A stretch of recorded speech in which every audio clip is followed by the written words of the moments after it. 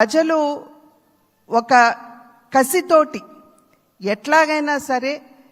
ఈ యొక్క ప్రజా వ్యతిరేక పాలనకి అంతం పొందించాలి.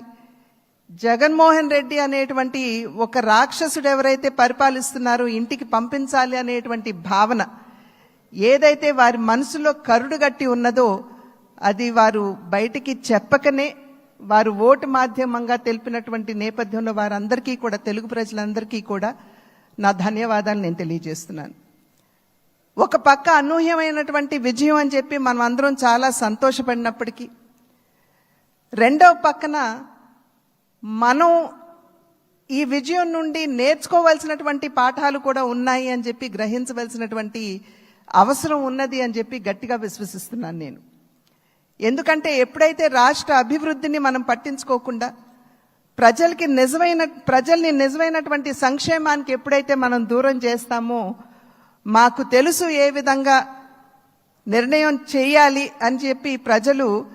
ఈ ఎన్నికల్లో ఓట్ల మాధ్యమంగా వారు మనకి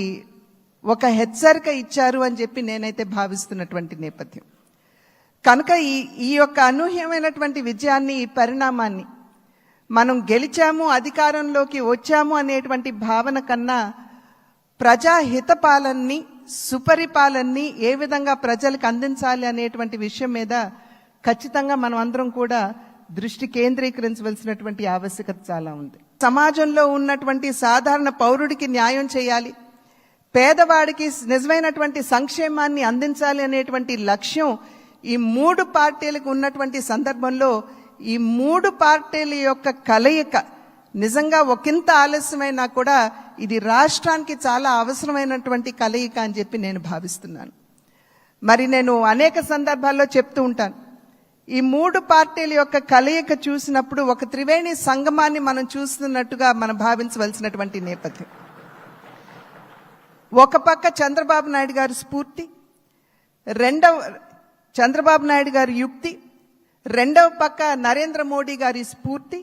అదేవిధంగా పవన్ కళ్యాణ్ గారి శక్తి. ఈ మూడింటి కలయికే ఇవాళ రాష్ట్ర ప్రజల ముందు ఈ యొక్క అలయన్స్గా కూటమిగా ముందుకు వచ్చినటువంటి విషయాన్ని మనం అందరం కూడా గమనించవలసినటువంటి అవసరం చాలా ఉంది. ఇందాక చెప్పినట్లుగా ప్రజా సంక్షేమ పాలనని సుపరిపాలనని ఏ విధంగా ప్రజలకు అందించాలి అనేటువంటి విషయం మీద దృష్టి పెడుతూ కక్షపూరితంగా ముందుకు వెళ్లకుండా మనం కూడా మన కార్యకర్తలకి తెలియజేస్తూ వారిని కూడా ఒకంత శాంతింపపరుస్తూ, ఎందుకంటే గడిచిన 5 సంవత్సరాల కాలం వారు ఎదుర్కొన్నటువంటి సమస్యలు ఏదైతే ఉన్నాయో ఇబ్బందులు ఏవైతే ఉన్నాయో వాటి నేపథ్యంలో ఒకంత అత్యుత్సాహం కావచ్చు ముందుకు వచ్చి మరి ఏ విధంగా మనం ముందుకు వెళ్ళాలి అనేటువంటి అంశం మీద దృష్టి సారిస్తున్నటువంటి సందర్భంలో మనం సంయమనాన్ని పాటించడం మాత్రమే కాకుండా మన కార్యకర్తలు కూడా మనం సమయాన్ని పాటించవలసినటువంటి ఆవశ్యకతని వారందరికీ తెలియజేయవలసినటువంటి బాధ్యత మన మీద ఉన్నది అని చెప్పి తెలియజేస్తూ,